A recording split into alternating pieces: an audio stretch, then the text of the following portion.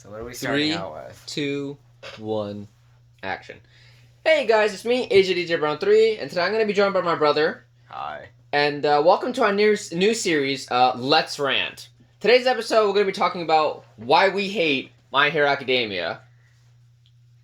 And then we'll cue the theme song. Now, before we begin, you might remember a video I posted a while ago on here about my thoughts on the show before. However, that was more of a rant. This video will be more of an in-depth analysis of its issues, while still staying true to my thoughts in the previous video. If you haven't seen that video and want to, be sure to click the link in the description below. Now, I know many of you are probably going to start bashing me in the comments saying that I'm just a hater and I don't know what I'm talking about. Let me just say that there was actually a point in time when we both really liked this show, up until Season 3, or at least the second half of Season 3. Now, before we begin, please keep in mind that this video is our own personal opinion. So if you like this show for the dumpster fire that it is, that's fine. Just as long as you remember that our opinion is right, and yours is not. So without further ado, let's begin. Alright, so for the first segment, or the first, what would you say, the first number, I guess? Yeah. Okay, so for number 1, too many characters. And for segment 1, we're going to be talking about costumes and designs. Okay, bro, so, you know, we're going to be talking about the costumes and designs. Yeah. So, Not the characters, though, right? Right, yeah, we'll get to that. We'll get to that section as we get further down. So the costumes and designs are completely unrealistic, and in my opinion, they'd hinder the heroes severely. Yeah, definitely. Like, if you can have armor, why would you not want armor and instead have a tight body? Right, yeah, exactly. Or the fact that, like, we have that one girl that's, like, completely, I guess, invisible, but yet she decides to walk around naked, like... But wear gloves. But wear gloves and shoes. Exactly, like, why? Why would you do that for? If you're a quirk... What kind of word is that anyway? Like, why would they choose the word quirk instead of just, like, superpowers or something? You know, or, like, abilities. Like, anyway, I'm getting off track. But, And another thing that doesn't make sense is Mirio. If his suit has tech to where it phases with him, then why can't, like, Mina Ashito have tech to where her suit doesn't burn off by the acid? Or, like, Momo Yayorozu, like, how she has to, like, rip off her clothes. Like, literally use her quirk to put, like, the weapons and stuff through her clothes. If they can make Mirio's clothes phase as he does, why can't they just make the same exact clothing for Momo whenever she's trying to, like, make weapons or whatever she needs? Yeah, so when she creates something, it would just phase through her... Right, exactly. It doesn't make any sense. Like, why? Well, why? We'll get into stuff that doesn't make sense. Right, yeah, exactly. So, did you want to move on to the next segment, or do you want to talk about, do you still have things you want to talk about their costumes some more? Are we gonna get to do we want to do the villains in the same segment? For this segment, or... I mean, the villain costumes? Well, they have their own special segment. Nah, we can talk about their costumes now if you want to. Okay, so, let's just talk about how horrible and unintimidating the designs for the villains are. Yeah, okay. So, Tomura Shigaraki... Chicken teriyaki. He's literally just wearing a long pair of pants. Yeah. A long sleeve shirt. Yeah. How is that intimidating? I get that some designs can be too overly edgy. Sure. But sometimes it's better to have an overly edgy design than a stupid design for a villain. Yeah, exactly. And also that guy with the giant cinder block and the big lips. Oh my god. Don't even get me started. Okay, don't even get me started. I know this is like, we're kind of talking a little bit about... I mean, this still kind of has to do with the designs, but that spinner villain who's like a lizard, I think he was like only in one episode anyway. What the heck was up with all those swords, like, chained to one another? Like, what was... Like, that doesn't make... fall apart when he fights. Like... The whole design of his sword doesn't make any sense. Like, how on earth does he hold all that together without it cutting through, like, whatever it is that's holding it together? How does a big weapon like that even manage to do extra damage? Big deal, you just tied a whole bunch of swords to one another. It doesn't change the fact that... And don't even get me started on Dabi. He literally stapled purple stuff to his face. Exactly. How is he not in pain right now? Oh my... And don't get me wrong, I will... give some credit to some designs, like... Sure. I will admit, Muscular with the cloak and the white mask. He looks cool at first. Yeah. And, whatever his name is, the guy with the Plague Doctor mask. Right, yeah. His design isn't bad. Yeah. It's not the best either, though. Yeah. I mean, I like Compress. He has, like, a nice design. Yeah. It's nice. It's simple. And then I also like the fact that, you know, his mask changes, like emotions, like when he lost his arm. I thought that was kind of funny how he was. His smack was is also pretty cool, but yeah, he was cool. You barely even see him. Yeah, exactly. He's kind of just, I don't know. Honestly, I feel like he should have been calling the shots. Like seriously, we had this weird guy with like a hand for like a mask. Wow, beautiful design, Joyce. Everyone, let's just put a hand on his face because that's really cool and intimidating and scary. Oh my goodness. Don't even get me started on All for One's design, but his design is shameful. Exactly. To the inspiration he was created exactly. And keep in mind, guys, we're just talking about the costumes right now. Okay, we're just talking about the costumes. You look at Darth Vader, and you see intimidation littered all throughout his uniform. Yep. You look at All for One. It's just shameful. It's just a guy in a suit with a mask. You can't even compare Darth Vader to All for One. How dare you? How dare you do that? It's a blatant disrespect to the character. It's like an insult. So since All for One's design is so bad, does that mean he's saying Darth Vader's design is bad? I mean, honestly, that's what I get. You know, Anyways, all right. Well, moving on to segment 2 now. Lack of character development, and this goes for everyone, both heroes, villains, and whoever else is on the table.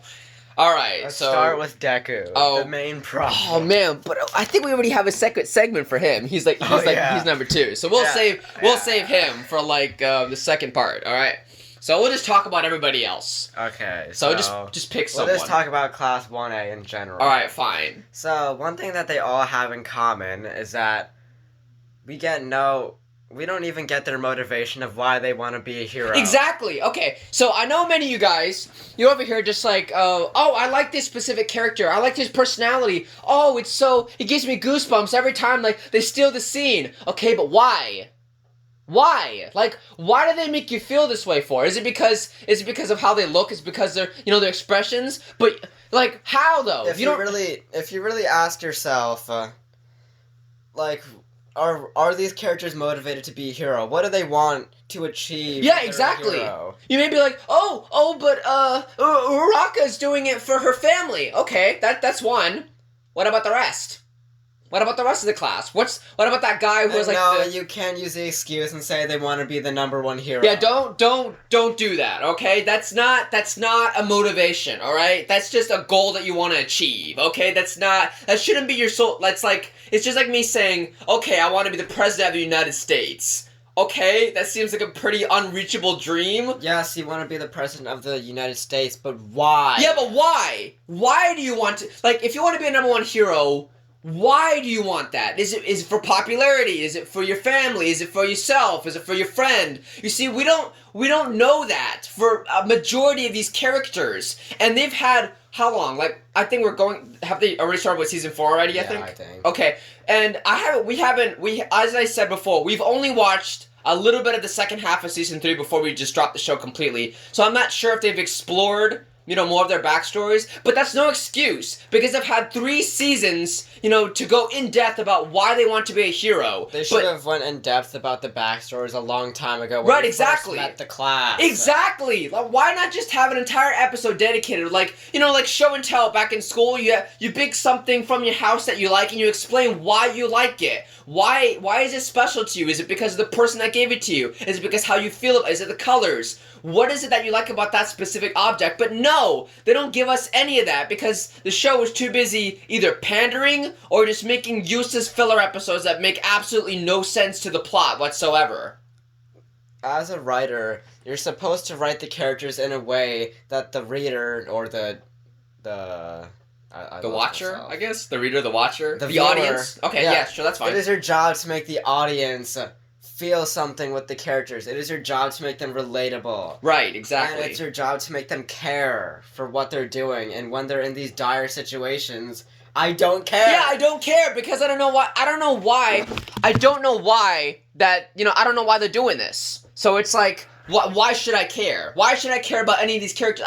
Even if they die, it's just like, oh, okay, just another character that... Well, anyway. And yes, the personalities for the characters, they do have potential. I will give them some credit for some of Class 1A's personalities, but that's literally all you can like them for. Right, exactly. Personality. They're so one-dimensional. They're just one-dimensional. And...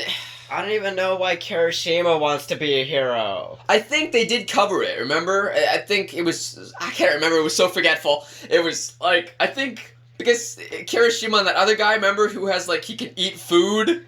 He can eat food, okay, and he gets the powers from... Well, if they've already covered that, then I won't rant on that, but sure. A better example is... Well, it's no... Oh, I'm sorry. What about Tokoyami? Okay, yeah, sure. We have nothing about him. Nothing. It's just like... He doesn't even talk much. Yeah, exactly. He's just... Goodness. It baffles me so much how some people think they can relate to these characters. But how? There's nothing to gravitate towards. There's nothing to relate to. They're just characters that are there, and it's not enough. I'm sorry, but you can look as cool as you want, act as awesome as you want to be. No pun intended there to that specific song, but you know, it doesn't matter like what the characters look like or how they act like. If there's nothing motivating them, then I don't care. Okay, I just don't. And you can argue that you do, and that's fine if you do, but I'm here to tell you that you're wrong, okay? You're wrong. You're dead wrong. And disclaimer, we're talking about the anime. We're leaving out the manga. Yes, we're leaving out the manga because we haven't read the manga, and honestly, some of the comments that I've read, they said it's pretty boring, and I have a life, and I don't have time for that. Also, I'm not going to spend my money on something I'm only going to read once. But, before we move on to the next segment, just stop and think to yourself, why are these characters doing what they want to do? Right, yeah, exactly. Just think to yourself, really dive deep into a character. Right. Like a set character. And think, why do they want to be a hero or a villain? Right. What do they want to achieve? These are the main building blocks you need for a good story, and My Hero Academia is missing those building blocks, which makes it a bad story. It does, yeah. I mean, actually... Okay, so as I'm looking at the next segment here, it turns out we were going to be talking about the unknown motivation for wanting to be a hero, which we kind of already covered.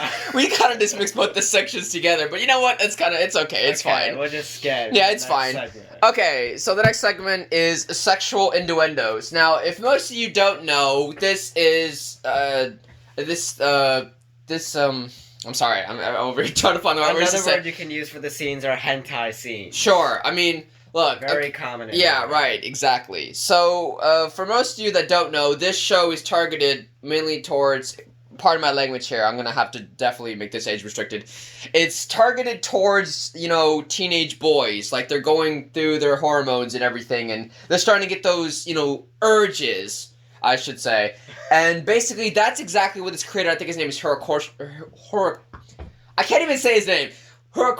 They know. Right, they know, you guys know exactly what I'm talking about. But anyway, he's targeted towards these horny teenage boys, okay? So, of course, it's supposed to be this action anime, right? Well, there's a whole bunch of these subliminal messages and everything in there about, like, Momo Yaoyorozu constantly, hinting towards showing her breasts. Especially that one scene where she, like...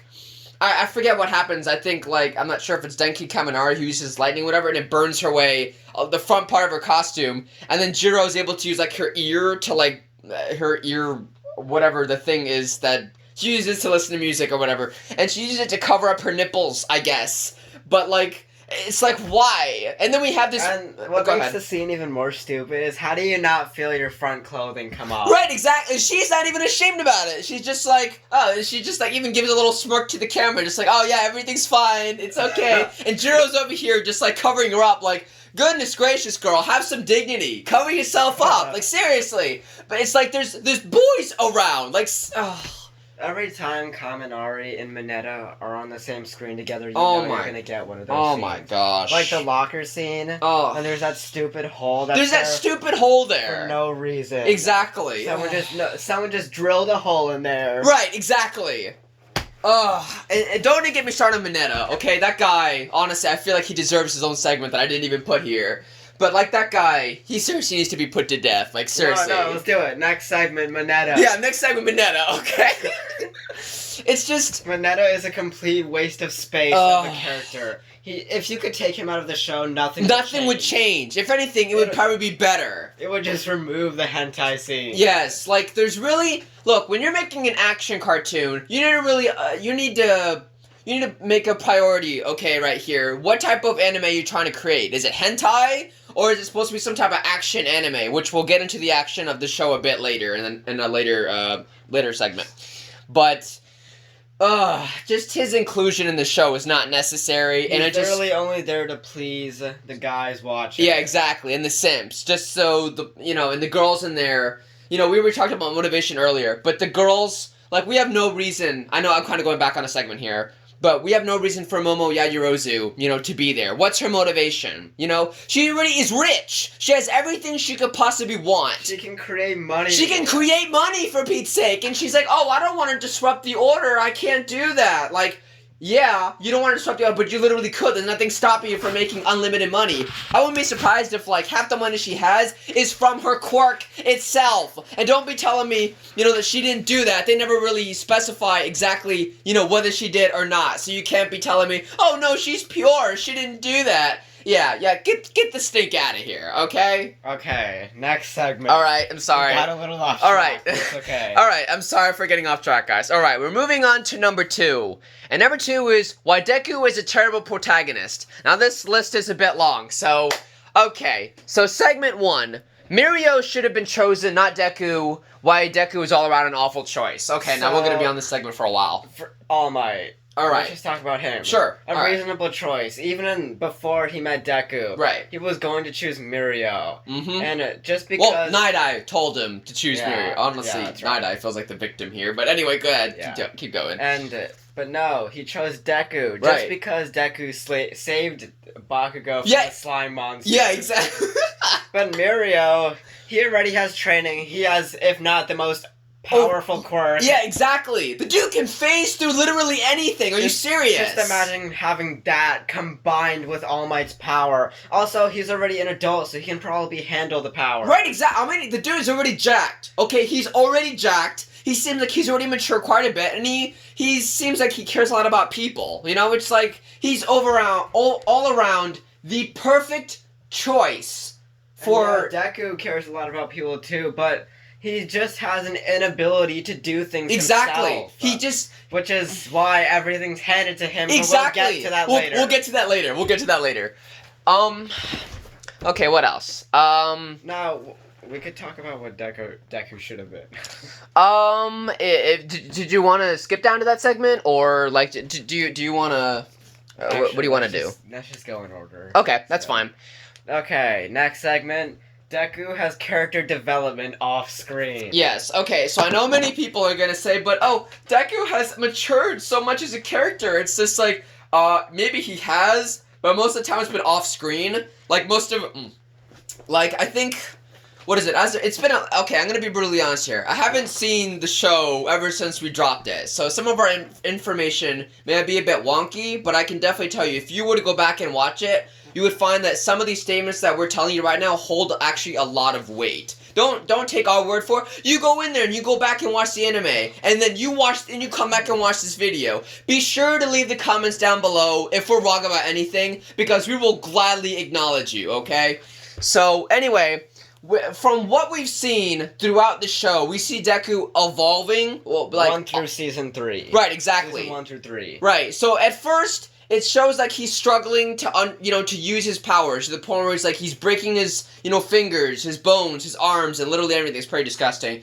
And, it's like we see him go through that, but then somewhere during, I think, season, like the second half of season 2 and like the beginning of season 3, for some reason, he's already able to control his powers. And he's like, I'm only using 10% of it or something. But why couldn't we see him learn? Right, exactly. Why couldn't they show us him, getting better? Instead, they just time skip and he's like, oh, he's already using his powers and he's not breaking any bones anymore. Okay, but why? Why couldn't you show us? Don't just tell us, oh, I'm only using 10%. It's like, couldn't we see him learn? Let's watch him develop. Let's see how he's starting to learn how to use only 10%, They don't show us that. It just happens off screen and they automatically expect you to understand, oh, he's already getting good with his powers. Okay, but you haven't showed us that, so I don't believe you.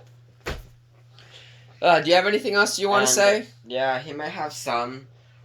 Some of the scenes, yeah, he has character development, but to be honest, it's not even that much. It's not like he learns a completely new lesson. Right, exactly. To completely change his character. Yeah. If you look at him through season 1 through 3, he's still the same character. Not much has changed. Right. The only thing that's changed is that he uses shoot style. He doesn't cry as much. Right. He's more flexible.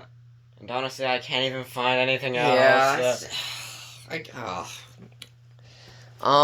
Is that it for the segment? Also, for goodness sake, can he just hit puberty already? I know, right? Goodness gracious, kid. I'm tired of hearing this whiny kid's voice. Okay. I know. Oh, all right. Tell you what. Since we've kind of like, oh, you gotta go somewhere real quick. Oh, okay. You're just turning on the fan. Okay. So I know we've gone past a few segments, but I say if we missed something about the previous segments, we can go back and then just talk about it. So if I missed something. Like, I know we were talking about why all-around Deku is an awful character, and I didn't highlight mainly about that.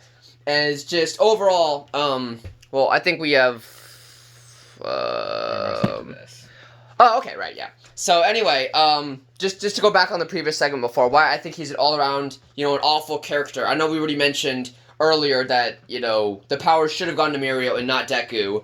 And, excuse me. Is the reason why I think so is... Okay, sorry guys, I was trying to think about like a certain word, but I realized that I can't think of it at the moment because I'm kind of limited by the segment that we're on. But anyway, just forget I was going to say anything. Okay, so we're just going to move on to the next segment right here is... number 3, Deku gets everything handed to him. So, alright, now I know a lot of people are just definitely going to get angry about this one. It would just be like... it's like, what are you talking about? He's worked really hard. What about the time that he saved Bakugo from that Sludgeville, that you mentioned earlier? It's and like when he towed everything on the destroyed beach with all the pollution. Right, yeah, exactly. It's like, he didn't get everything handed to him. And I'm here to tell you, yes, he did. He might have done that because it's like, we talked about that Mirio. True, we didn't get to see, much of his development, but it seemed like he was already a well-established character. But as for Deku himself, it's just like, I guess I'm not even sure why All Might chose him anyway. He just kind of comes to him shortly after, he saves Baku or whatever, and he's just like, you have the heart of a true hero. And you can't say he has the heart of a true hero because Mirio does too. Yeah, exactly. And if you guys watch my previous video, which I'll leave in the link in the description below, I mentioned in that video that if you're saying that, oh, Deku got the powers because he's pure of heart, he has a heart for people. So that means what you're saying is, you're telling me that everyone else in that school is not pure of heart. So that means they're not worthy of being a hero. Because you're saying that, oh, they're special. It's like, he cares for people. So you're trying to say that the rest of the other students that are getting in the school that want to be a hero, that don't care for people? That's an awfully bad example right there. That statement doesn't really hold any weight, you guys. I'm sorry, but no, it doesn't. It doesn't hold any weight.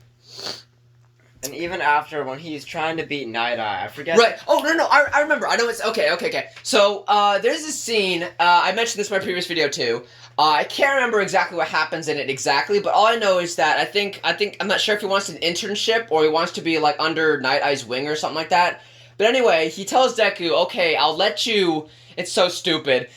He's like, I'll let you join me or whatever, something like that, if you take this stamp from my hand. So then basically he starts using his quote-unquote shoot style to try to bounce around the room to try to take it from him. But since Night is able to predict his movements, Deku can't take it. Ugh, I can't get over how awful his name is. It's just... Okay, well, I'm sorry, I'm getting sidetracked here, but like...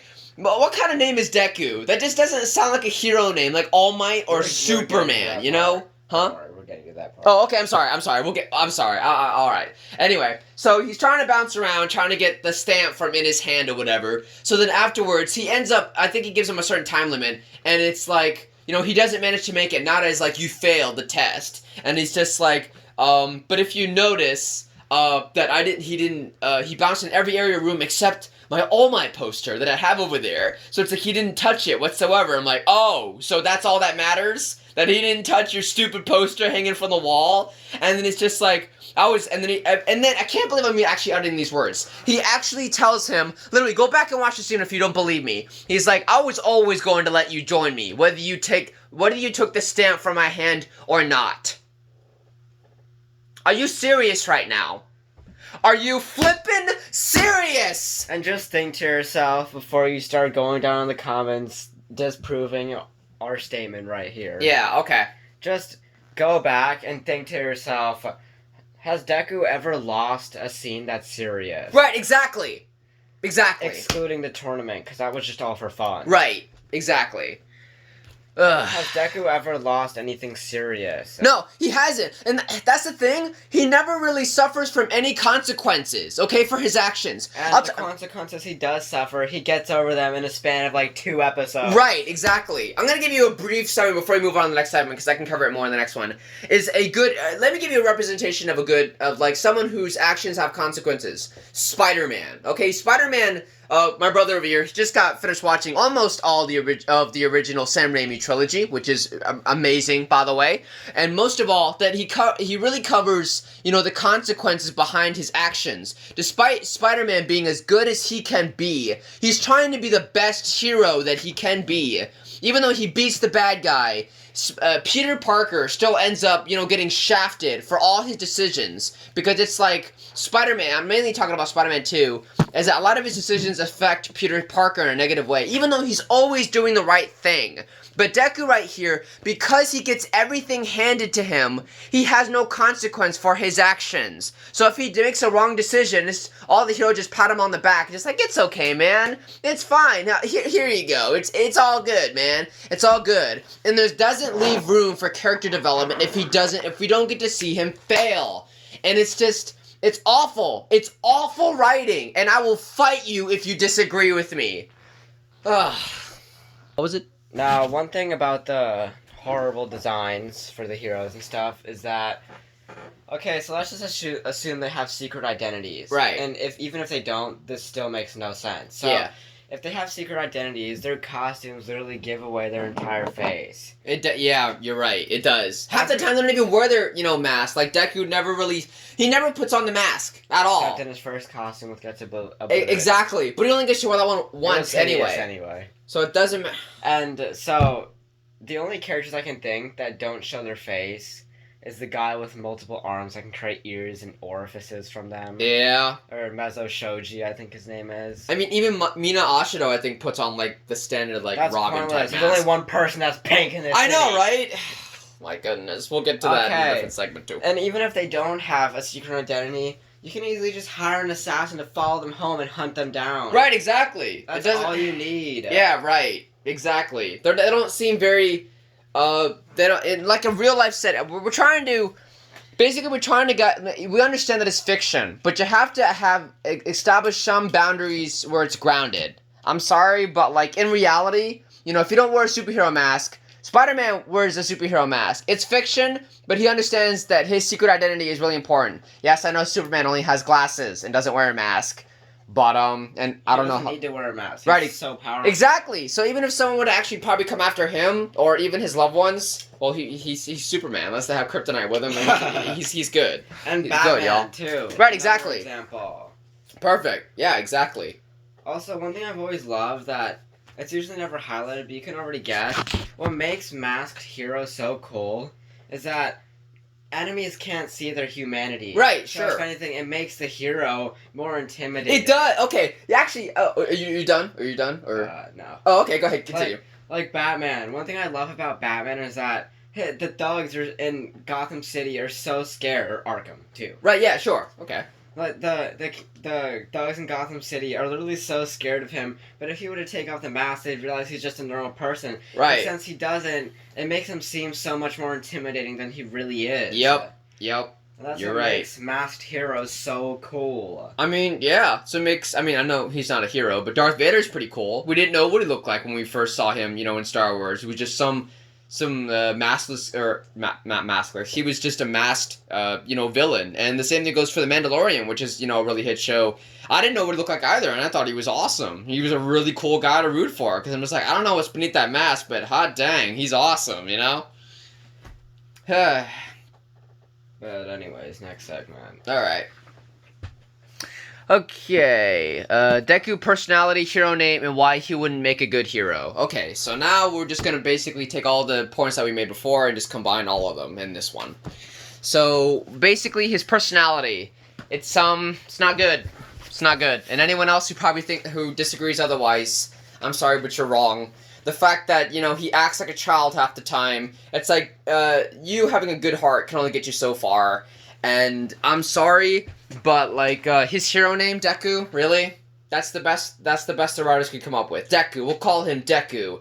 Sure, that sounds really awesome and intimidating. Help me, Deku! I'm about to die! Oh, Deku, there's a fire over there! Really? Really? Now, when you say the name Batman, okay, that's pretty scary. Or Superman. It just sounds like, oh yeah, this guy sounds really powerful. And even All Might, for Pete's sake. Like, when you say All Might, it sounds like someone really strong and powerful. Now, Deku just sounds like a simp. I'm sorry, but it does. I'm talking to you all you Among Us players out there. Yeah, people may say, oh, it's cute because it develops Uraraka's and, Deku. Yeah, and Midoriya's relationship. Sure, okay. But the problem is, we're like, seasons 1 through 3, they don't even grow their relationship that much. It doesn't. It's just like, oh, look, Uraraka has a crush on him. Yeah, but it doesn't go anywhere. It's been like 3 seasons. Nothing has happened, you know? And don't tell me that something happens in season 4, because I haven't seen season 4, and I'm never going to, okay? It's not... Any of you right now that are making excuses saying that season 4 changes all of that, it shouldn't have, okay? That should have all been established in the first 3 seasons. Don't pull out that bullcrap excuse saying that they're fixing things now. They should have done it before. I shouldn't have to wait this long for characters to develop. I shouldn't have to wait this long. It's like when you have a game-breaking bug at a game's release. Right, exactly. And you're like, when are they gonna fix this gosh darn bug? And you're waiting months and months, and then they finally give you it, but you're like, no, that should have been patched when the game was fully released. I'm looking at you, Battlefront 2, which I know he's kind of already talked to death about, so I won't talk about that. But he's right. He's absolutely right. And what else? Go ahead, continue. He wouldn't make a good hero solely because... he lacks so much training. He relies on his quirk too much. Which we'll get to also. Overall, his punches are just weak, even though he has this power. Right, exactly. It's awful. The fact that he has this godlike ability, but like the thing is that they said that he's still training his body, because his body still can't handle it. But yet we've seen him use like, what was it, in the movie, which I never saw, by the way, either, is that he uses, like, 100%, and for some reason, his arm does not break. I say again, his arm does not break after using 100%. We're not even gonna cover how Bakugo gets the power, too. No, we're not touching that. We are not touching that. Heck no. Heck no. I'm sorry, we're not talking about that. Okay. Nope, not happening. So, our next segment... in the last segment about Deku. Yeah, I know. This segment has been really long, but I told you. He could have been the Batman of the show. Alright, so basically, as we know, they set up at the very start of the show that Deku does not have a quote-unquote, I'm not calling him quirks anymore, he doesn't have any powers, okay? And everyone else in the school is making fun of him, we'll get to that section too. And they're just like, oh, he doesn't have any powers, that's so funny. And we see him throughout the show, you know, he's taking notes on, like, heroes and all of his friends and stuff, and it's like, oh, okay, well, maybe he'll use it as a, like, strategic advantage against... When I first saw the show, I thought, oh, despite everyone looking down upon him, right, he was gonna be a hero no matter if he had quirks or not. Yeah, exactly, whether he had powers or not. He was gonna prove everyone wrong and show that you don't need quirks to be a hero. Exactly. Anyone can be a hero. Right. But nope.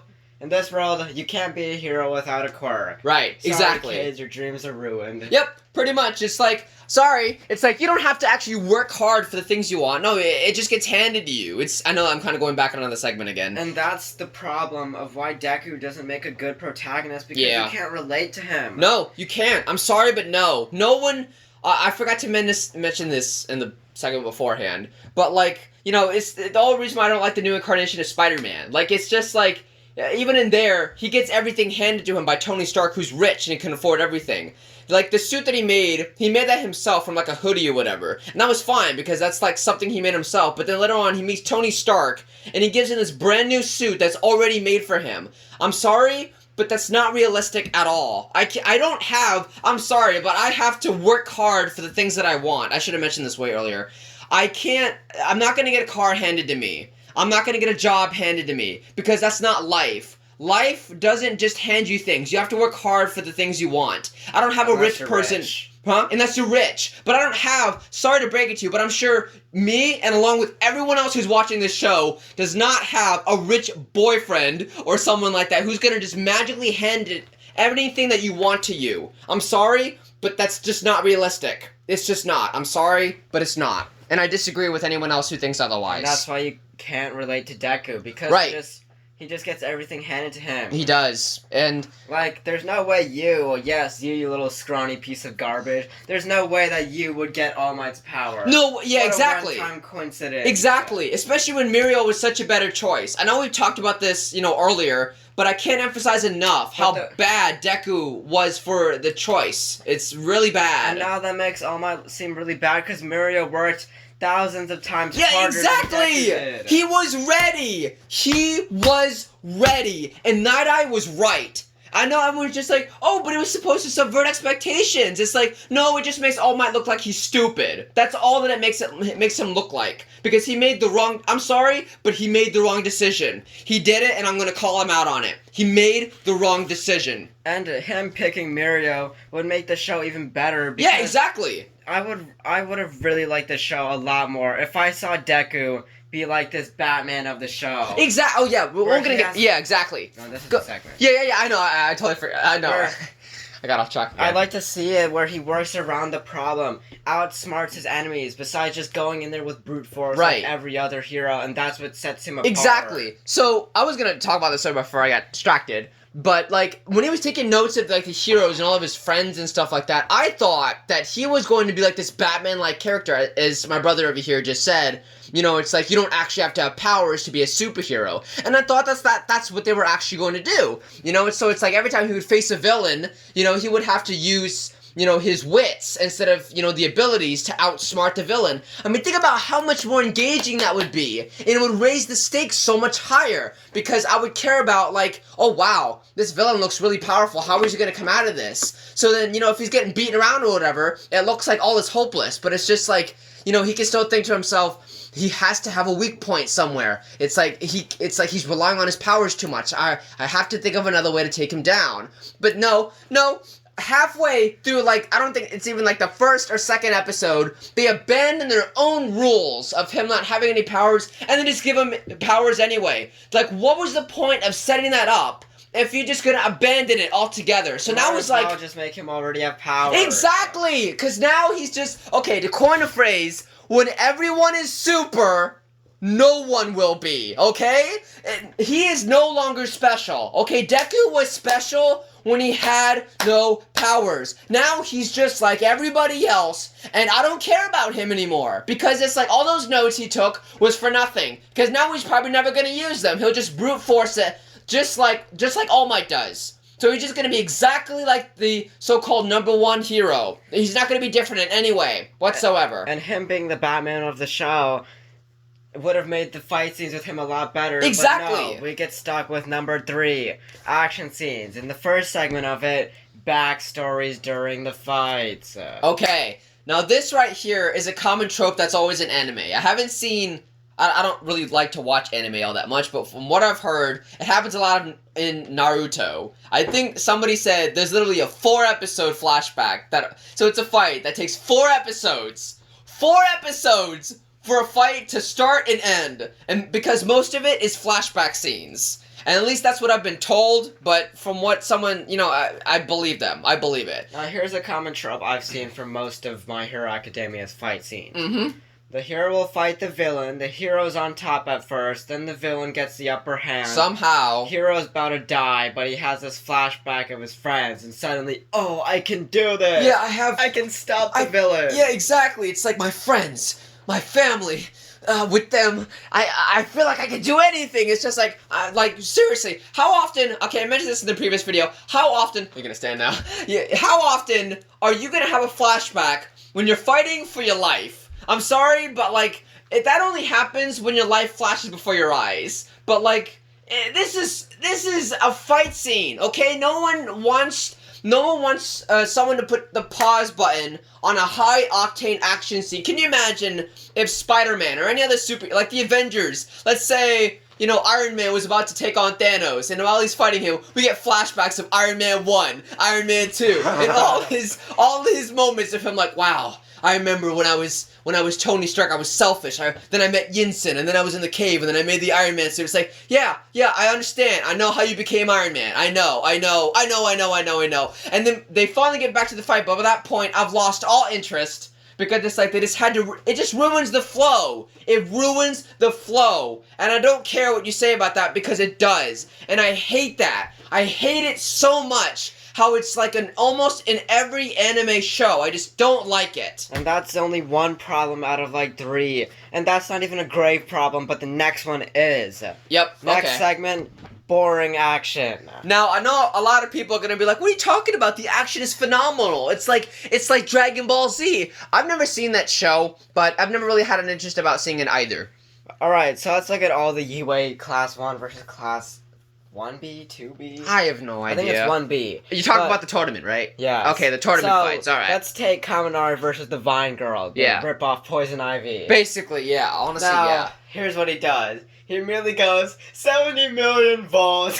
Yeah, exactly. And he shocks the ground, and he gives up all his abilities, and, But no, man, you don't want to incorporate your quirk into your fighting moves, your punches. Yeah, exactly. No, you just completely discharge your whole body and become an idiot. Leaving himself open to lose. Exactly. You guys had the audacity to say that, oh, it's a fight scene. No, that was not a fight scene. Oh, what about Shinzu versus Deku? Oh, you mean like when Deku was like walking off the stage for like half the fight? They didn't even punch each other. Oh, what about the it's Shoto Todoroki versus Deku? Oh, you mean like we'll get to that one. That one's a problem in itself. Okay, fine. Okay, another fight scene example. Alright. Tokoyami versus Yaoyorozu. Okay, yeah, sure. Okay, so when the fight starts, Tokoyami is immediately Dark Shadow! Then Yaoyorozu has a shield, and literally for the next 5 seconds, all she's doing is getting battered away by Dark Shadow. How is that entertaining? It's not. And then she gets off the stage in the next 10 seconds. It's just exactly. It's just it's over. Yeah, exactly. That's it. It's over. And Ida versus Mei Hatsume, completely boring. Exactly. All he is running around. He's just running around. And getting bamboozled by the tech. And it turns out she wasn't even trying to fight him. She was just showing off her stuff for the tech team to, take her into the support group. So it's like, even from her point of view, it wasn't even a fight, because I guess it wasn't even supposed to be. Okay, and then Todoroki versus Hantasero. Now, this fight is honestly so unfair, because you're literally putting a guy that only has tape against a guy with ice. Right. How do you think this isn't unfair by the rules? Exactly. So all Sero can do is tape Todoroki up, and even then, he can just ice himself out. Exactly. And he's literally overkill when he does it. Wait, a huge loophole is how do they even fix the stage? Oh my goodness. In the next scene, how do they fix that? Did he just melt the ice away? There'd still be shards littering the ground. Probably using some type of heater or something. I don't know. And then, Bakugo versus Kirishima. Oh wait, no, let's do Bakugo versus Tetsu. Alright. No, that would have been an interesting fight, but they only show us a little bit of it. Yeah, exactly. All they show is them clobbering each other a little bit. They don't show us any sophisticated dodging and strategy and just beating on each other. You mean Tetsu versus Kirishima? Or Kirishima. Oh, okay. Yeah, sorry. Yeah, that's fine. Bakugo? Yeah, you did. Oh, it's alright, but don't worry, I got you. Okay, so it's just that would have been such a great fight scene, but all they do is give us literally 15 to 20 seconds. Of them just punching each other. And then they both get knocked out. And then they just both get exactly. And then they settle it for an arm wrestle or something. I don't remember. I don't remember. Okay, and then after that, Kirishima fights Bakugo. And that could have been another interesting fight scene too. Right. But no. Right. It's not. It's all he does is just blow up Kirishima's face, and we'll talk about his explosions. Yeah. And Kirishima, all he does is skim Bakugo's cheek. That's it. Yep. That's it. Doesn't get no punches, no back and forth fighting. No. Right. He's just down for the count. So overall action, really boring, really bland, not fun to watch at all. Let's talk about Todoroki. Okay. Yeah. Sure. All right. Okay. But, okay, so here we go. This fight scene starts with Todoroki using ice. Then Right. Deku uses Finger Blast. It's super effective. And we literally go back and forth 10 times. No, 11 times, because Deku uses his cheek. Right. We go back and forth 11 times with dialogue littering the combat. It's your quirk, not his! What? Okay, so Grade yes, A dialogue. Dialogue in fight scenes does spice it up a little bit to establish the greater conflict. But you should never have the dialogue overwhelm the fight scene. Right. Because then dialogue just takes it away. Exactly. Takes away the impact of the fight itself. It just... And even then, their fight was boring. Who wants to see Todoroki blast a shard of ice at Deku and have Deku destroy it like 11 times? How do you find that entertaining? I don't know. I mean, I've heard some people actually say, oh, well, character development happens during the fight scenes. I'm just like, does it have to, though? Does it really have to happen during a fight scene? Like, come on now. Okay, so you mean to tell me that Captain America and the Winter Soldier, when they were fighting each other, oh, it's like, oh, there was character development there. No, it was a fight between the two. It was two characters, one that wanted to kill the other, okay? There wasn't any character development between Iron Man and Captain America when they were fighting each other. And when there is character development during a fight scene, you should have it padded out in small segments. Right, exactly. Don't just make it completely overtop the fight scene. You should have it... How do I explain this? You should have it, like, sprinkled into the fight. Sure, like, yeah. Imagine the fight as the main dish. Right, exactly. And then the dialogue and the development in the fight is the seasoning. Mm-hmm. But no, their fights... The dialogue and the character development is the meat and the fight scene is the seasoning. Yeah, exactly. That's the problem. It's not even a fight scene. It's just back and forth. Honestly, if you want to see something like that, go watch Avatar: Last Airbender. It's way better and way more entertaining because they actually use martial arts when they fight. No joke about that. Okay, now the next scene. Usage of too many quirks. Okay, so this is something that Stain actually said during that Stain fight. So, I mean, he's very right about that. So we were talking about earlier how they always use their quirks for literally, I mean, Aaron over here, my brother, was just ranting about it entirely. And he's not wrong about any of his points. So the fact that no one seems to be using any sophisticated moves, like I said, like Avatar: Last Airbender, go watch that show if you haven't. It's on Netflix. Seriously, it's way better. And the fight scenes are so much more entertaining. And they just use their quirks too much. Like, I understand that they're superheroes, but come on, you gotta be more creative than that. It's just, I feel like it's so lazy. The fights are so lazy and boring, and there's just nothing at all. There's just nothing in them whatsoever. And I just want to see a fight, okay? I want to see a fight between two characters that are just, like, using a whole bunch of moves against each other. Like, come on, it's Japan, guys. You guys use martial arts in your films all the time. You mean to tell me you can't add it in this simple little anime show? Really? You're just gonna use powers for a majority of it and just call that fights? Wow, that's pretty shameful. That's really shameful right there. Ugh. And I only remember this vaguely, but the only fight I'll give to them is Bakugo versus Deku rematch. Right, exactly. It wasn't perfect. The worst fights. It wasn't perfect by any means but necessary. at least it wasn't them just shooting their quirks at each other. Sure. I appreciate that they used some actual combat moves and actually maybe even landed a few punches on each other. Right, exactly. Like I said, I don't remember much of this fight. Yeah. But the parts I do weren't that bad. Yeah, they weren't. I remember actually sitting through that scene and complimenting it and be like, wow, this is actually very well choreographed. I wish I could have said that for the rest of season 1. And it goes to show that they can do fight scenes, but they're just too lazy. Yeah, they're just too lazy. They have the potential, but they're not using it. They're just not doing it. They're falling into the quirks too much, and I don't like it. I'm sorry, but I don't. I just don't like it.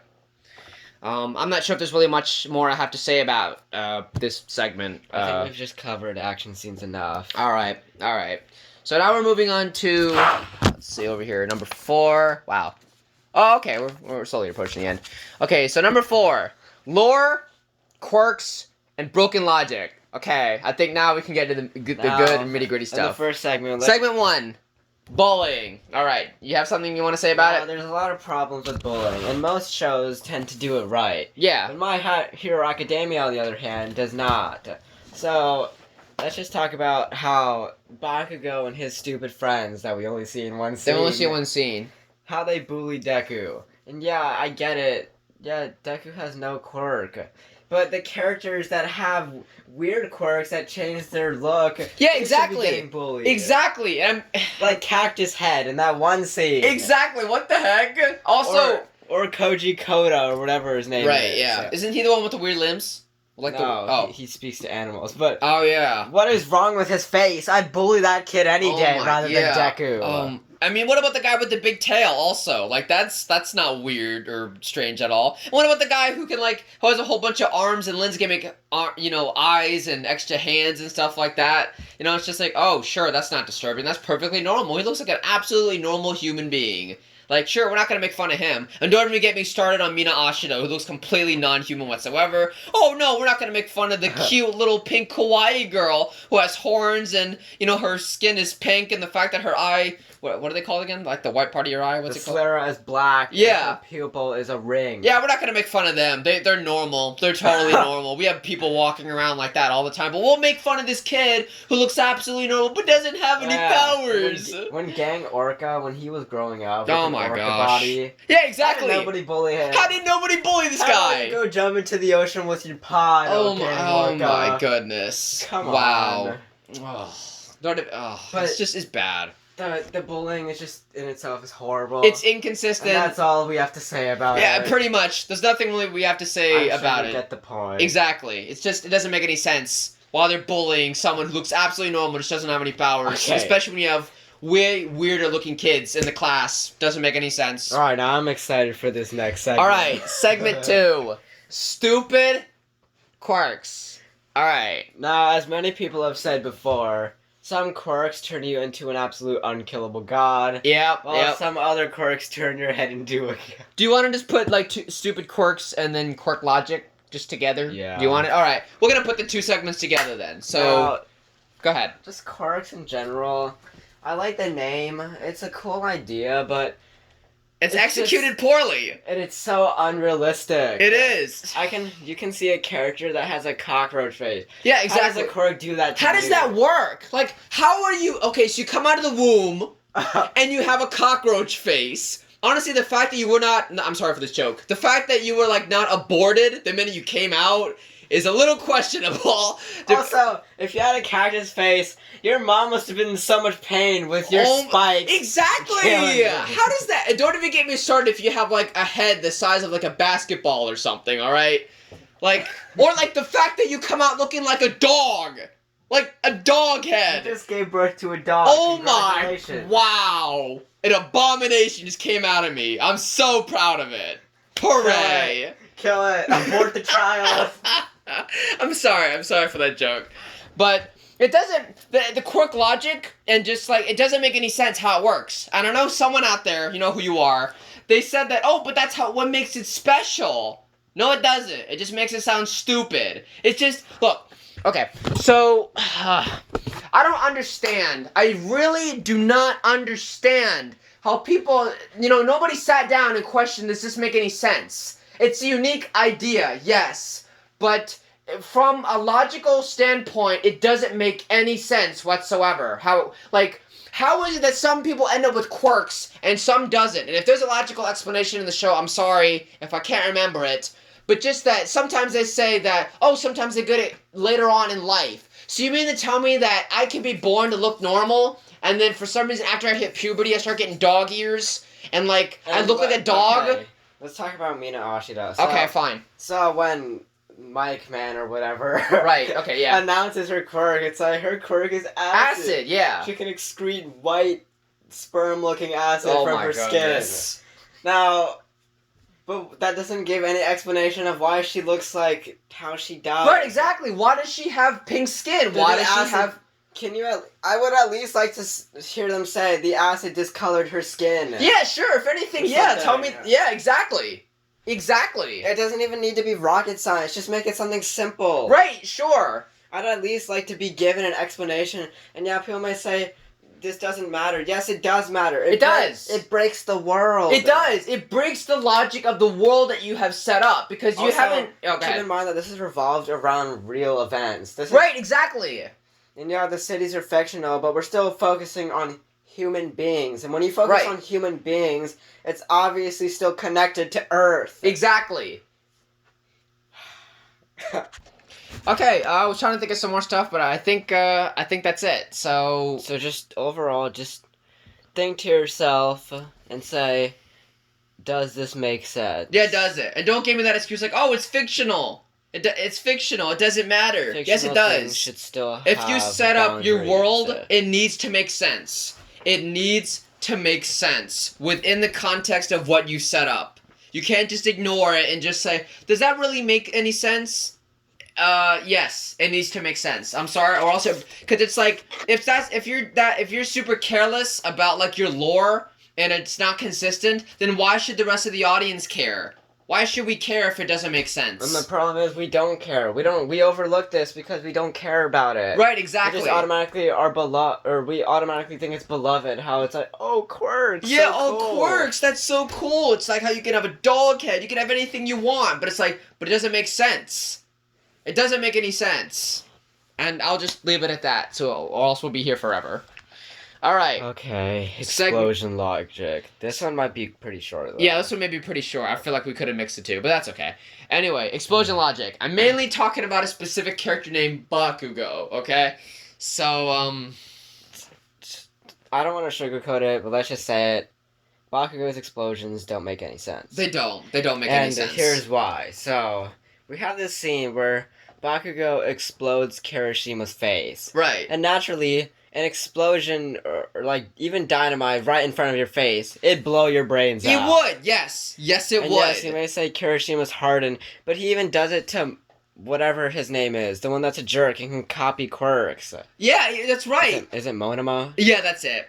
He also does it to Uraraka, too. He blows up Monoma's face. Yep, he does it to Uraraka. His brain should have been splattered out, and he should have been disqualified. Even then, oh, yeah. I guess I should have added this in the previous... And people may say, he can control his explosions. Right. No, you can't. You can't do that. You can't say that you set off a piece of dynamite and be like, oh, it's a controlled explosion. No, it's not. If you set up like 2 dynamite sticks, sure, you controlled it to be the size of 2 dynamite sticks, but you can't expect something smaller. An explosion is still an explosion. It's an explosion. I don't care how big it is. Your face would be messed up, okay? Your face would be utterly messed up. Blood and bone. It should be all that I see. His eyes should have been burned. Exactly. He would have no eyes by that point. And don't you give me the excuse like, once again, it's fictional and it's anime. They can do whatever they want. Like I said, it has to be somewhat realistic. It has to be realistic. I'm sorry, but it does. And the fight with Uraraka and Bakugo. That was just unfair. They're just like exactly. This is another problem. It was how they made the fights, how they matched them up. It was all unfair because in the end, it all amounts to how powerful. Exactly. You are. If you have a quirk that sucks, that means like okay, let's say if you actually have someone who had a cactus head. Okay. Big deal, is a cactus head. What's he gonna do? Bash people with your head? If you're going up against Bakugo, he won't even let you get close. Your veggie head will be burned off. Don't even get me started on like if that cactus head went up against the Vine Girl. Forget it. He wouldn't even get to touch her, period. Ugh. There's just no strategy. It just matters on who's powerful. Exactly. And if that's the case, then that means... You know, it's amazing that anyone even made it into this school. You know, if you had a quirk that sucked, I know some people like, oh, but Horikoshi or whatever, the creator explained how they got into school. I shouldn't need an explanation outside of the show. They should explain to me how that works. Once again, it's them just abandoning logic altogether. You know, things have to make sense. And you can't just tell me, oh, there's an outside source. If you look on Wikipedia, I shouldn't have to do some extra homework to understand what's going on in a show that I should just turn my brain off to. Okay? I shouldn't be doing homework for a show that I'm watching for entertainment. So anyway, guys. Overall. The exploding logic. The Bakugo... Yeah, go ahead. The Uraraka fight is so bad. It's really just, you want to see someone get slaughtered? Here you go. She doesn't even touch him. She doesn't. She doesn't because she can't. She can't touch him. And her strategy was completely worthless. Honestly, she should have been dead. Exactly. That's the problem. What? Look, even her, she makes a strategy by staying low to the ground. She causes him to break the rocks go up into the air, and then she makes them all come down on his head. Right. But strategies don't matter when your quirk is amazingly powerful. So it's like, even if, okay, let's say Bakugo was actually a villain there. She would have lost that fight. And she would have lost, and her parents just like, And want to know how she lost? Not because she was dumb, not because he outsmarted her, but it's because she was weak and he was powerful. And because his quirk was too overpowered. That's the thing. You guys don't seem to understand that if villains had these powers, they would win every time. It doesn't depend on how smart you are. It doesn't matter. I guess this could have been talked about in the action scenes. But like, it doesn't matter, how smart you are. It doesn't matter the tactics that you use. They've set up that if you have an extremely powerful quirk, you'll win every time without even thinking. You'll just overpower them and win, and that's not fair. And that just overall doesn't work. It just doesn't work.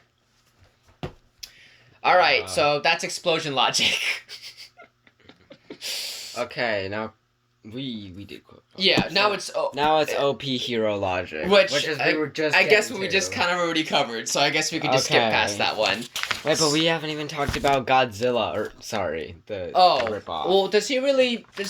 Sure, we'll talk about him now. So, actually, the problem with My Hero Academia. I'll just edit this together without us saying this. Anyway, the problem with My Hero Academia is that the villains shouldn't even exist because all these heroes are so powerful. Right. You have All Might, you have Ectoplasm or whatever. Yeah, right. You have all these amazing heroes, but so why does anyone need to sign up to be a hero when there's already millions of heroes all around the world? Like, oh, come on. And the group of villains we get to see, they're so small. How have they not been eradicated yet? They're like so minor. Okay, I gotta tell you a little bit right here. This is what utterly breaks the logic of the show completely. It's one thing if you have like a Superman one-punch character, okay? But when you have God flippin' Zilla, okay, in your show, the time has come to just completely leave it all together. Because if you mean to tell me that Godzilla is a superhero in this world, it's amazing that he has not eradicated all villainy in the world overnight. And instead, screw Midoriya and Mirio. Give one for all to Godzilla. Exactly! Do it! Why is it Godzilla the number one hero? And you over here, I can see some of you guys in the comments right now about, his name is Godzilla? It's Godzilla, okay? It's not Godzilla, it's Godzilla. Yeah. It's basically Godzilla. It's basically Godzilla, okay? Stop it. It's Godzilla. And it's not like the American ripoff version. He actually has the same body shape Exactly! The only thing that makes him different is that he's running a coat. Honestly, it's amazing the fact that he's even able to find clothes in his size. Also, another OP hero logic mistake is that All Might's one for all. Apparently, he can just give you a hair, and as long as you eat it, which is kind of disgusting. Yeah, exactly. As long as you eat it, you'll become powerful what kind of distribution of hero power is that? Eat my hair. Really? I'm glad he didn't say eat my spit. Like, goodness, would I have to make out with you? And the problem is, in the show, they don't even explain if his power has a limit. Exactly! When you come into contact with this problem, can't he just give all of his hairs to people? Just shave himself bald and give everyone in the city his hair so they all Exactly! Can't he just distribute to everyone? He did it with Bakugo, right? Right? I haven't seen the show in a while, so maybe he does mention that he can only give it to one person, but even then, yeah. But if he can only give it to one person, why? Exactly. Why can he only give it to one person? What limits him? Can they at least come up with an explanation where he was, like, cursed by All for Ones to the point where he can't transport... He can only transport his hair to one person. But an even bigger problem with that is that why didn't All for One just curse him all together so where he can't transport the power? Right, exactly! There's just no way around this. These loopholes are as big as black holes. You can't fix these. You can't cover these up. I mean, we've already covered the fact that, we talked about this earlier, which we completely looked over this segment. But, like, how, if you have an overpowered quirk, it doesn't matter what you use. And basically, yeah, that's it. If you have an overpowered quirk, it doesn't matter how smart you are. It just doesn't. It doesn't matter what strategy you use. And overall, it's just not fair. If all villains had this power, no heroes would ever win. And even if it was the other way around, no villains would ever win either if the heroes had overpowered quirks. Okay, next segment. This was not too long, but Okay. all right. What's the point of police officers if you have superheroes? Okay, now a lot of people, I'm sure you're probably gonna say, like, oh, but Batman and the Justice League and the Avengers, like, they exist. What's the point of police officers there? It's like, okay, well, listen.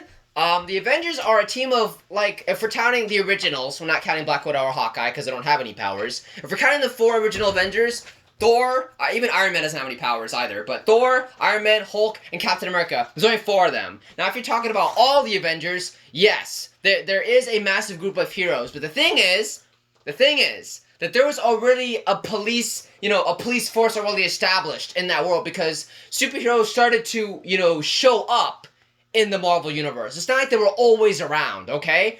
In this universe that they've set up, apparently, from what they said in the very beginning, they said that quirks were always there. They just started to pop up. But it's like, even then, it's like, if you already have superheroes, why haven't you dismantled the police, why haven't you disbanded... If there's a police officer that has a quirk, why be a police officer? Why be a police officer? Why would you need to be a police officer? When you have millions of heroes in cities, what's even the point of a police force? Exactly. You don't need to do anything. Especially what we've seen, all the police force seem to be just animals. We had some cat guy, and then we have a dog, which I mentioned earlier. So why can't this dog just be a hero? Right, exactly. What's stopping them from being heroes? I mean, if I was to compare myself... Oh, go ahead. You're telling me, if you don't have a quirk, well, you can go and be a cop instead. Really? Why would you want to be a cop then? Exactly. Why would you want to be a cop and put your life on the line when you have plenty of other heroes doing the job for you and better than you? Exactly. There is no point in having a police force whatsoever. And I know some of you may be thinking it's just a nitpick, but it's like, no, this is an issue that's in here that needs to be addressed, okay?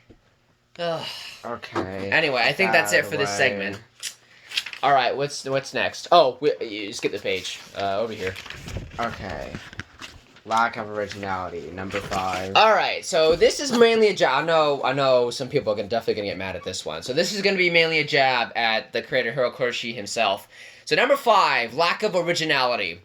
There's too many Star Wars references. Now everyone's probably just gonna say something like, "Oh, but it's just a reference." It's like, really? So you think that naming the cities off of planets in Star Wars is a reference?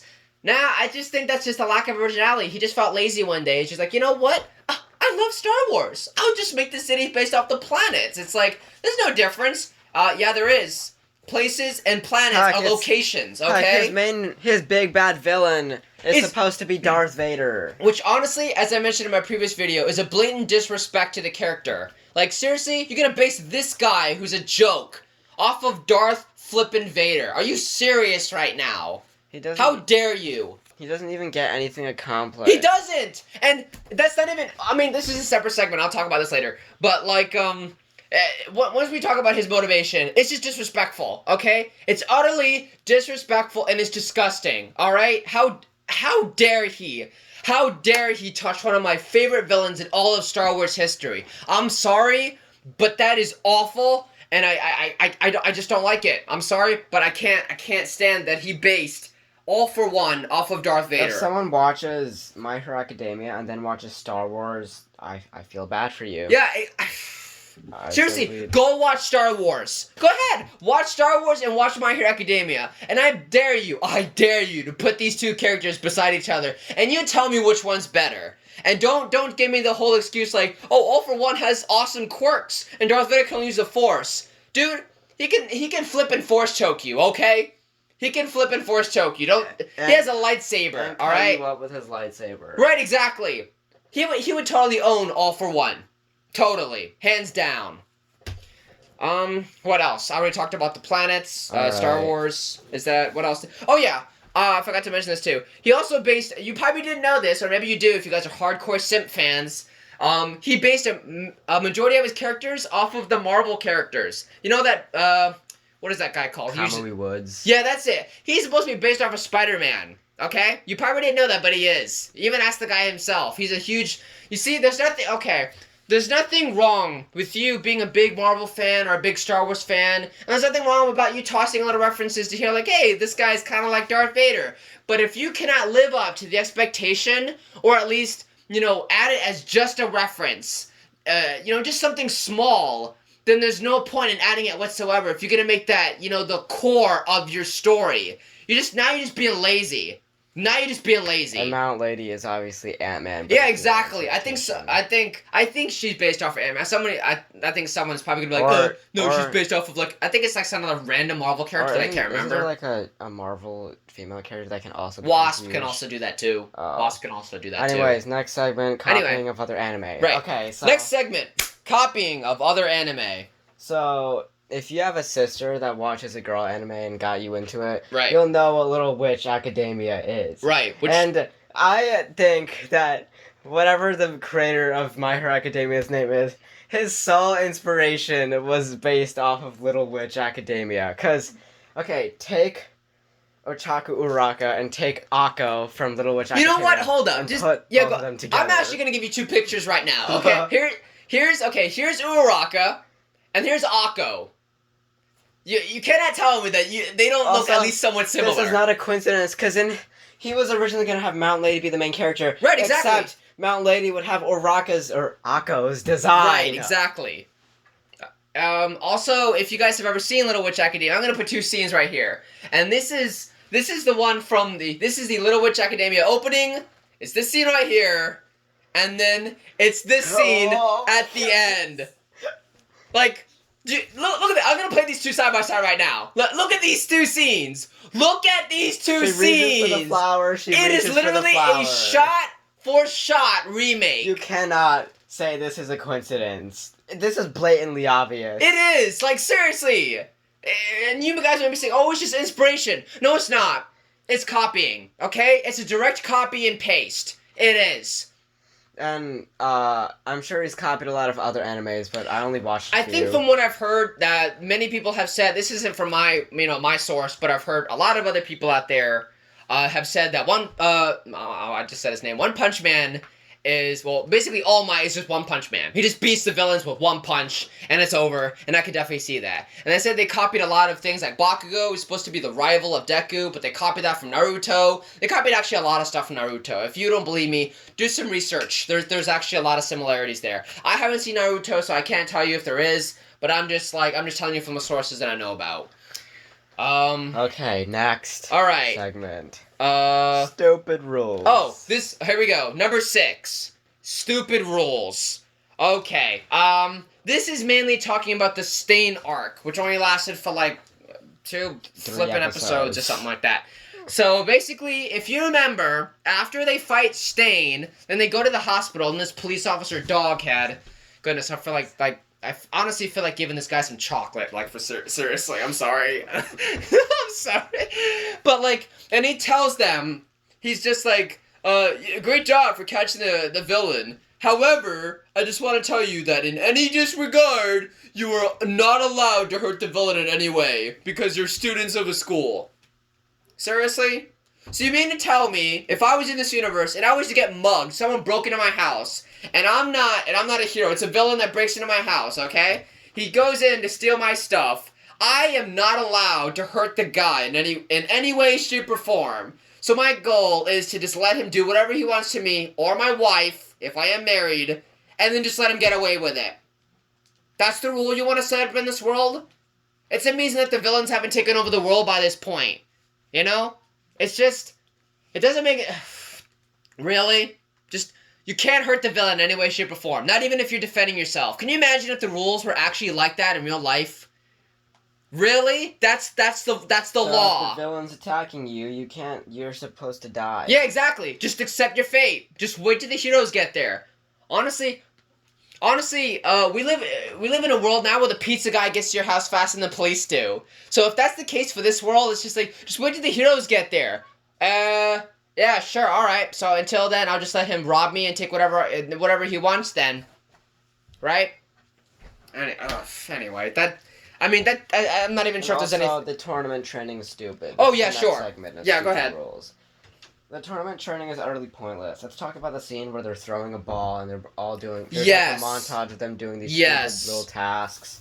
Yeah. But we're going to focus on the ball throw one, because this was the most important one in that episode, even though it's not important at all. We basically actually just mashed all these together, but that's fine.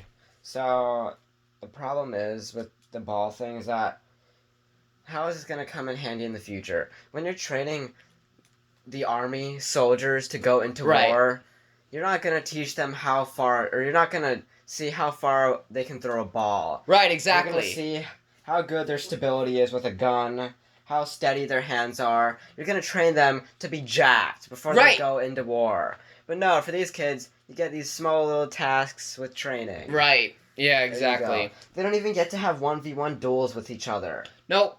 I mean, even Ruby did that. Yeah, exactly. Okay, I'll give Ruby, some credit for that. They handled that really well. And just another thing is that the whole tournament, we basically just took these segments, just meshed them all together. So just the whole what is it? They can't harm the villains in the tournament training. Just the fact that they're showing these on live television. It's amazing that the villains haven't watched these tournaments, because it's they're actually giving the villains the upper hand. If they're broadcasting these tournaments live, isn't that kind of a bad thing to do? Because then the villains would just be able to watch. It even shows the villains watching. It even shows the villains watching!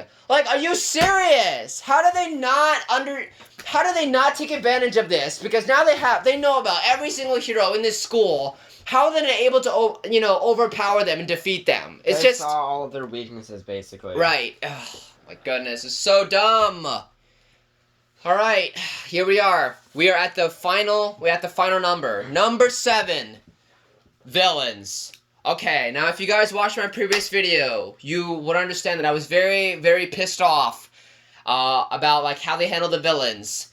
And now, we're gonna let loose now, because this is the last segment of the video. Time for an in-depth analysis for the villains. And why they're one of the, if not the actual biggest problem of the show. Right. Alright, so we're just gonna you know what? We're just gonna take everything that we have right here, and let's put it all in one.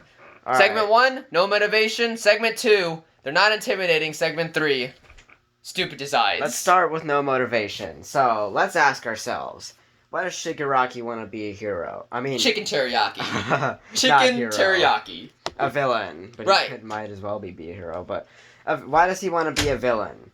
Is it to gain power? Is it to uphold the title of one for all? I mean, all for one. Yeah, exactly. Their names are so stupid. Yeah, exactly. Okay, so they're villains, right? As my brother said, what's the motivation? The same thing goes for the heroes. Why are they evil for? Well, from All for One's point of view, he says, oh, just because I can. Really? Just because you can? I'm sorry, but that doesn't hold any weight, buddy. So just because I can wield a sword, I can go out and kill people. Right, exactly. Just because I can rob a bank, that instantly means, oh, I can just do that then. I have the capability of robbing a bank, so I'm gonna do it. I can shoot someone because I got a gun, I'm gonna shoot someone. Exactly. I can do it. What kind of mentality is that? That is in no way as a relatable villain whatsoever. And you guys may be saying, oh, he's a villain, they're evil, they're not supposed to be relatable. Really? Say that to Thanos. Okay? What about Darth Vader? What about all these other villains, huh? What about them? Let's use an example. Sure. But I don't know who to use. Yeah. So, my brother's example right here, we were going to talk about the Joker from The Dark Knight. As you know, that's the fan favorite Joker. So his motivation is because Harvey Dent comes out and he's just I'm going to be the knight in shining armor. I'm going to be the person... I'm going to be the White Knight. I'm going to be the person to bring hope... I'm the person that's going to bring hope to Gotham City. And the Joker's plot is that he wants to show everyone that everyone can be just like him. You can claim to be as good as you want to be. But deep down, all it takes... he even says it. Madness is like gravity. All it takes is a little push. And that's exactly what he did. He kept pushing and pushing until eventually Harvey Dent couldn't take it anymore. And eventually he became like everyone else. And what makes him so good is because everyone held Harvey Dent, in this high regard. He was the person who was going to change Gotham. But if the citizens found out that Harvey Dent ended up becoming just like every other criminal, the whole city would fall into chaos. Because it's if Harvey Dent, the good of all of us, was able to fall... then that means there's no hope for anyone. That means everyone's just destined to become evil. So what does Batman do? He says, blame all the murders that Harvey Dent caused. Say that it was me that did it. I did it. But either way, the Joker still wins. So that means if if they confess to the media that guess what, Harvey Dent became Two-Face, that means the Joker won, so now everyone, Gotham's gonna fall into chaos. But even then, when Batman decides to pin all the blame on himself, now he looks like the bad guy. And now he's gonna be chased for the rest of his life, because now everyone's gonna see him as, now everyone thinks Batman's the villain. So you see, Joker's plan was unbeatable. So, there was no way that it was gonna end positive. And that's why it's a bittersweet ending. And that's why people really like that movie. But then for these villains, they have no motivation whatsoever. We don't care about them because we don't know why half of them are evil for. Why is Compress evil? Sure, he looks cool, but I don't know why he's evil for. I'm not sure why I decided to sign up. It's just like, oh, I'm gonna be a villain, okay, but why? Why is Muscular a villain? Why is Muscular a villain? Why is that guy with the weird braces thing that we only saw for one episode a villain? Why is Twice a villain? Also, he's just a knockoff of Deadpool. And anyone else who says otherwise, I'll fight you. So, let's see. Why does Toga? Why is she supposed to be like some type of weird? She's just a psycho. Yeah, exactly. She's supposed to be like that one. What's her name again? Yandere. Yandere. There we go. She's just a Yandere of the show. That's all she is. She's a simp for Deku. All the other fangirls out there, they're all simps. And for Araka. What was that? And for Araka. And for Araka, for some reason. I don't even know. But it's like, think about it, guys. There is none of these villains. Okay, it's my turn to take over now. There's no reason for any of these villains to be villains whatsoever because they have no motivation. And most of all, they're not intimidating. Okay, they're not scary. That guy who has like a chicken teriyaki, him putting a hand on his face is not cool. It's corny. He's not intimidating whatsoever. I don't get scared every time he shows up on screen. Now, how dare you? Actually, you know what? I'll show you the scene right now. Darth Vader from Rogue One. Look at this scene. I'm not sure if I'm gonna get claimed for copyright, but you know what? Who cares about this point? I'm here to set an example. This scene right here. Look at that. Look at that scene. That was amazing. It was executed perfectly. The tension was rising. The fog was there. He ignited his lightsaber. You could feel the fear in the air as they were all. Alarm blaring in the background. The alarm is blaring in the background. You hear his breathing in the distance, and then you just see him coming at them like a monster. He's cutting through all of them. No problem. They're all running, banging on the door. They're shooting at him, but nothing phases Darth Vader whatsoever. He picks up a guy. He puts him against the roof. He cuts him in half. He stabs the guy through the door. Like, seriously, that's amazing stuff. That is horrifying. I remember sitting in the theater. Actually, I was actually rooting for Darth Vader in that scene. Because we have never seen him be so savage before. And I loved every single minute of it. But then I watched a scene with All For One. I watched a scene with, any of these other villains. And I feel nothing. I feel nothing. Because I don't care about them. And this is and this next part is the worst of all, alright? It's absolutely the worst, and you guys can't say anything about it. The thing that really makes a villain unintimidating is when they're beaten by children, okay? These villains are beaten by kids that haven't even graduated yet. Are you serious? Like when they attack, when they're on their, tour with... Exactly, when they go to that thing. So-called, I don't even know what it was Who even was that space thing? I don't even know. 13? Really? 13? That's her hero name? Didn't they say 13 wasn't dead, but of course we never see her Exactly. The fact that no villains... Okay, you know what? I'm gonna be really serious here for a second. What makes a good villain is the motivation, that they're intimidating, and the fact that they actually pose a threat to the hero. And the villain should always have a relation to the Yes! hero. The villain should always... Look at Spider-Man. Look at the Sam Raimi films, which I've talked about earlier in this video. The relation that Green Goblin had with Spider-Man. The relationship that Dr. Octopus had with Spider-Man. I know it's controversy, Spider-Man 3, but even Eddie Brock had, not a relationship, but he had correlations to Spider-Man. Right, exactly. They all had to do with Peter Parker and the consequences of his actions.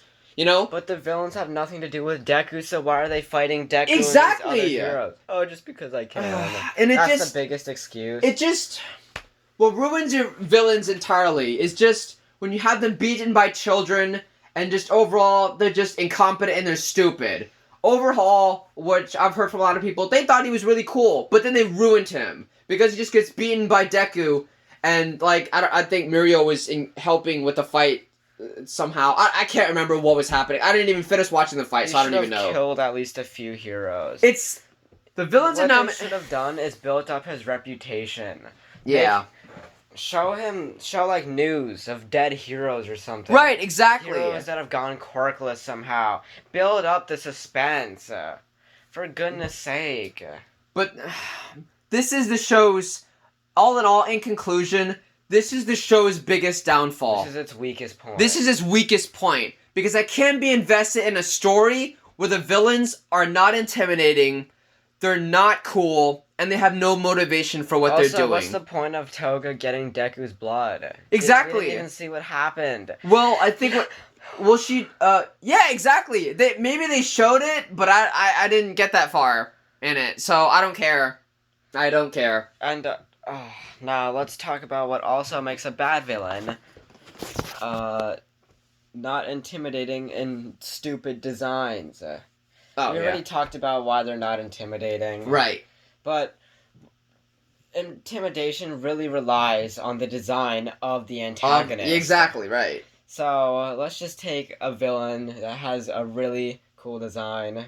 Insert picture of Darth Vader here. There you go. Just put in a bunch of pictures. Yeah, you know what? Yeah, sure. I know we've talked to death about Darth Vader, but come on, it's Darth Vader. Like, come on. Also, it's not hard to make a cool villain. Sure. Actually, you know what? I'm gonna give you a few pictures of intimidated villains. Here's one. Here's two. Here's three. There you go. All examples of fantastic villains. We have Megatron from Transformers Prime, Slade from Teen Titans, and Ultron from, I forget what Earth it is, but it's from I think it's from the movie The Next Avengers. All great designs of really intimidating villains, and they're all fantastic. Those are all great villains right here. But their designs are just lacking in so many ways. Yep. Also, they never even explained how that turtle guy is a turtle. Oh my goodness. Okay, so I'll give them some credit for Compress's design. Sure. It's His cool. design is cool. I'm not gonna lie, it's pretty cool. I'll give them points for Kirigiri. Sure, yeah. But the worst problem is the cool villains. We barely even see them. Yeah, exactly. Compress loses his arm and he's like completely handicapped. We barely even see him. Ugh. And Kirigiri, all he's doing is just washing cups in their bar. Right. We didn't even see him when they were in cahoots with Overhaul. Nope, it was just, you want to tell me, I mean, you've also, with just establishing that they're always villains, you've limited your creativity. So now all the heroes can ever fight is villains. And if there's no, like, pirates, or there's no, like, anti-heroes, or bounty hunters. There's nothing there's nothing else to deviate from villains. You've established a universe to always fight villains. That's it. It's just villains. Also, I'm gonna tell you something else right here. You can tell it's bad that they didn't put any effort into the villains whatsoever because they call them quote unquote villains. As a wise person once said, a villain should always be the hero of his own story, and the villain is only as good as the hero. Also, you should always let the viewer interpret whether the villain is good or bad. Or right. Whether the character is a villain or not. That goes for heroes too. You shouldn't give them labels. It is to be interpreted by the audience. Because then if you tell them, oh, this guy's a villain, you are already telling them what they should feel, rather than letting them think for themselves, which I know is kind of a problem with lots of other anime out there. But,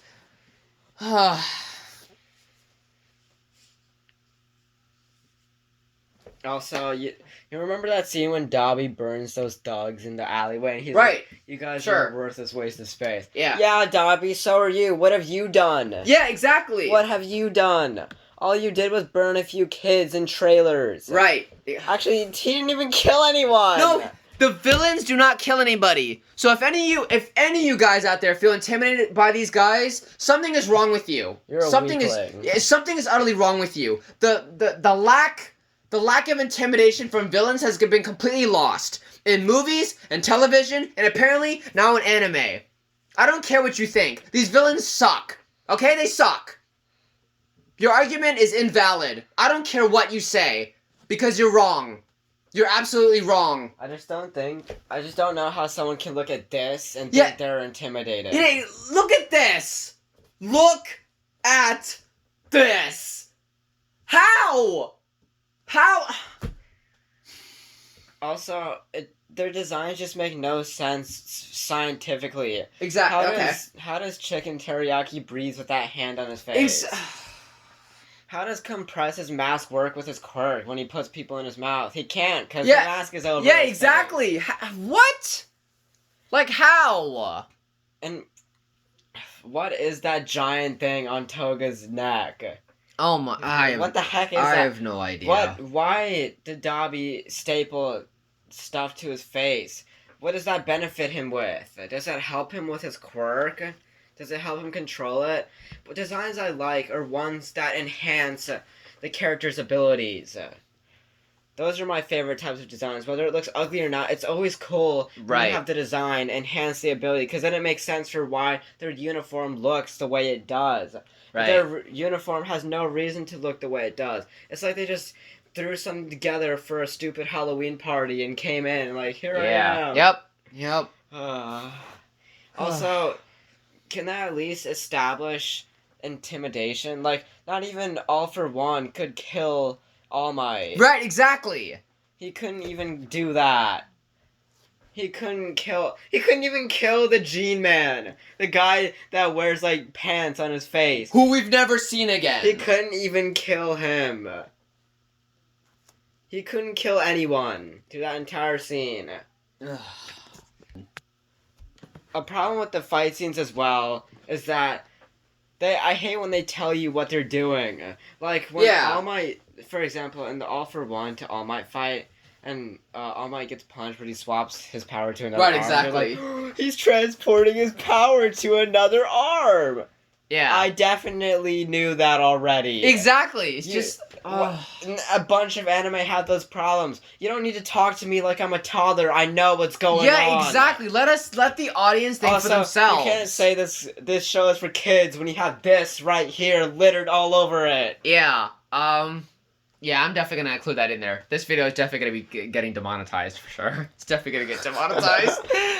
But yeah, it just... I don't like it when they tell you in fight scenes what they're gonna do. It's distracting. He's jumping into the air. He's gonna come down and pounce on me with every ounce of his weight. I'm gonna die if I don't move now. Exactly. Well, you're already dead because you didn't move and you took the time to think to yourself. He's too strong. I'm gonna have to go in from a different side.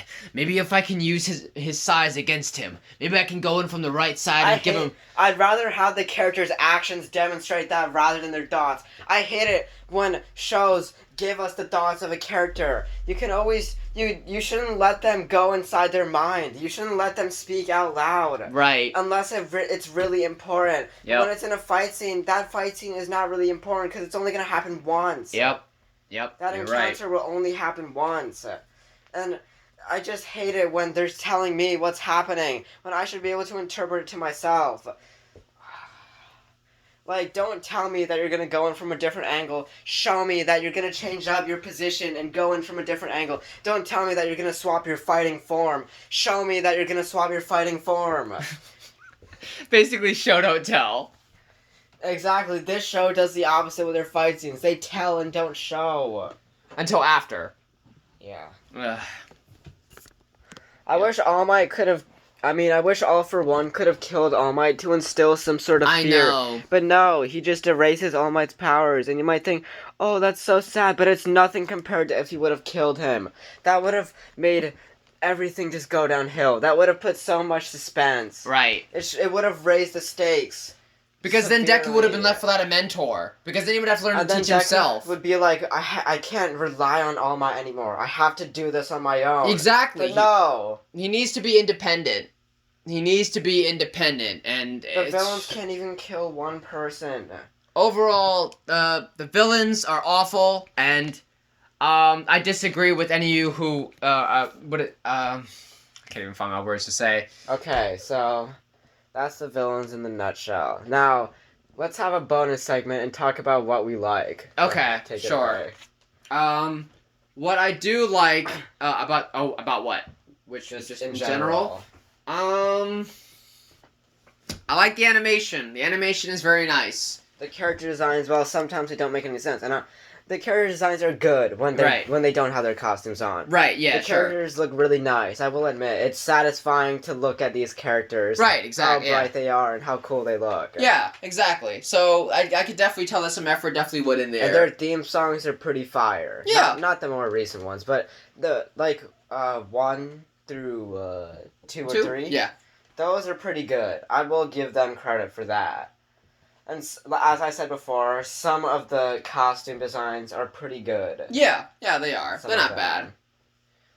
And I will admit, some heroes I did like. Like All Might, I also liked, even though he only appeared in one scene, I thought Gang Orca seemed pretty cool.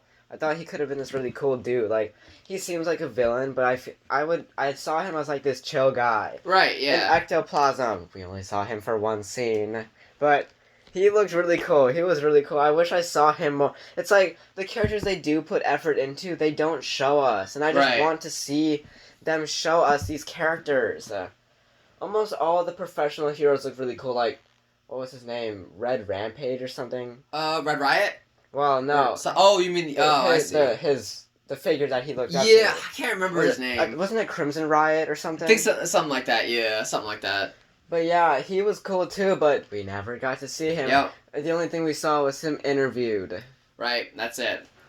It's just sad that they have so much potential, but they just let it all go to waste. Alright, so in conclusion, this show, I wanna let you all know this, okay?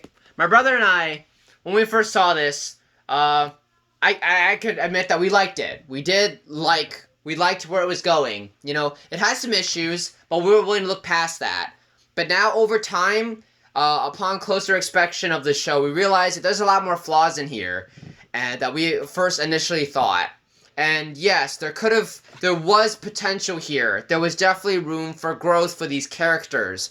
But the fact that it's taken them 3 seasons, and now we're going on to season 4, and I wouldn't be surprised if nothing's even changed as of yet. And, I think we're just done. We're just done with this show, and I just don't understand how any of you guys can like this. I just don't. The flaws are so big. I just don't understand how any of you guys can like this show. I just don't get it. I don't get it. So, to put it in perspective, here's a metaphor for you. My Hero Academia is like, well, every story in general is like a puzzle. Right. But My Hero Academia is a puzzle, but the creators are using the wrong pieces. They're using pieces from a different puzzle to try and put this other puzzle together. Exactly. And it just doesn't work. Right. Absolutely. Wow. Yeah. Absolutely My Hero Academia is a puzzle that's trying to be put together with different pieces that don't match. I'm sorry, but I honestly can't wait for this show to end. And I hope you guys, for all you guys that are watching this video now, I hope after watching this, you guys will all rethink rewatching this show, and please go spend your time watching something else that's actually worth your time. Go watch Avatar: The Last Airbender. You know, go watch the Sam Raimi movies. Go watch Star Wars. Go watch all these other movies and shows. There's plenty of good things out there. There's plenty of good things. Go watch Attack on Titan, which we're probably going to talk about in our praising video, which I hope you guys would look forward to seeing that too. Anyway, thank you all very much for watching this video. If you didn't like it, be sure to hit that dislike button. And if you did like it, be sure to hit that like button. And be sure to subscribe as well. And I can't wait to get 1,000 dislikes. Yes, if we get like over 1,000 dislikes or anything below or above, we'll make a part 2. How's that? And please be sure to leave your hate comments down below. I really look forward to that. Please, I want you all to interact with this video. And if you guys have any points that maybe that we missed, please let us know, and we'll be sure to face you guys down in the comments. And if you agree with us, you're a legend. If your thought process has been reformed, good for you. I'm glad that we have taken you out of this death trap that is My Hero Academia. Yes. But if you're staying arrogant, then whatever. Be sure to rewatch this video again as many times as you like, and hopefully you'll get it the second time around. Anyway, thank you all very much for watching, and I guess I'll see you guys next time. See you later.